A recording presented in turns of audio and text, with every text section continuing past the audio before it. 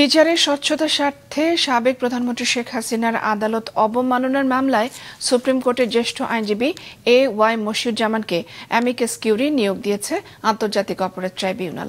বিচারপতি মোহাম্মদ গোলাম মর্তুজা মজুমদারের নেতৃত্বে 3 সদস্যের ট্রাইব্যুনাল আজ এই নিয়োগ দেন।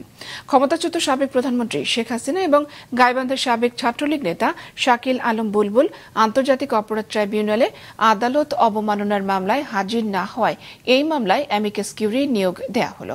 শেখ হাসিনা সহ 2 জনকে হাজির হতে সংবাদপত্রে বিজ্ঞপ্তি প্রকাশের জন্য গত 25 মে নির্দেশ দেন ট্রাইব্যুনাল। পরদিন 2টি পত্রিকায় বিজ্ঞপ্তি প্রকাশিত হয়। এরপরও তারা হাজির হয়নি।